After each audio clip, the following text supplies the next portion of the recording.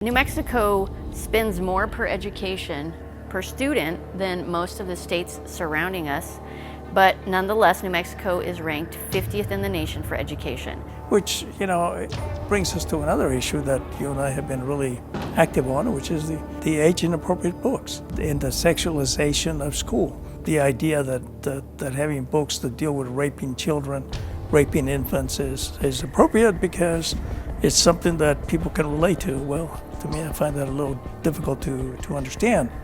But this all kind of ties together. What's happening with the transgender affirmation and indoctrination is that the teachers are being taught that gender is just a social construct.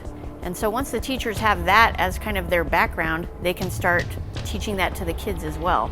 This creates a lot of confusion, especially for little kids. They don't really know what's going on. I mean, I'm a boy, I'm a girl. Why are you asking me if I want to be he or she? But that's what is happening. There was a parent that I had heard about in Albuquerque, and she didn't think this was happening in her daughter's school. She just said, I don't think it's an issue. But then she asked her daughter, what do you go by? And her daughter, who was in 5th grade, thought for a second and then said, oh, she, her. And so that really showed the parent, oh, this really is happening. The thing is that kids aren't going to tell their parents about it because they have no reason to question it. They go to school, they think that the teachers are the authorities, and they don't question what they're being told. They don't question it. The schools think that once you put your kid on the bus, that they own the kid.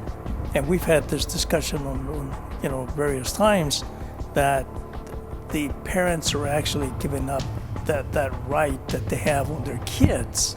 Even the New Mexico School Board Association said in a training last year, so they're training all of the school board members, and they trained them very specifically that your parental rights end when you send your kids to public school. Parents do not have a fundamental right to tell you how public school teaches their child. Parental rights end when you decide to send your kid to public school. These schools aren't just severing parental rights, they're actually compelling teachers to lie to parents. They're forcing these teachers to hide a child's most vulnerable state from their parents.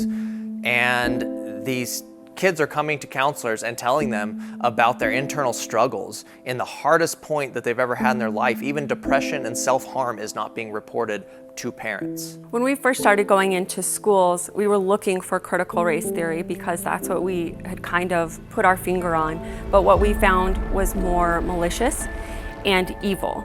We found principals and counselors who would talk about hiding kids' new names, new genders from parents, telling teachers that they had to put it in their systems differently and take notes so that they knew which parents knew and which ones didn't. And it was very sneaky and very evil. The counselor even said that even if kids show a little bit of self-harm, that they wouldn't tell the parents.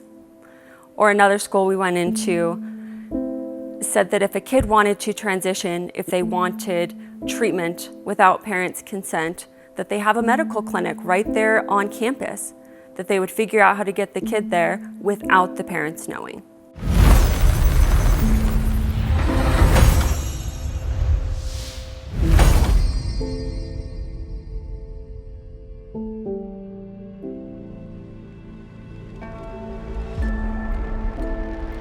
My comments today are based on the book Push, which is currently in Oregon Mountain High School.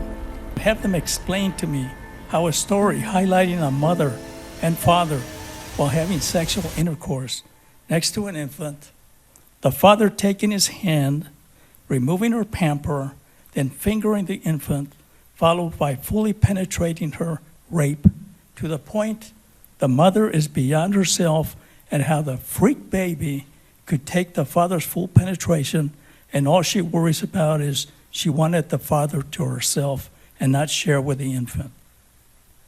Let that sink in to everybody that's listening.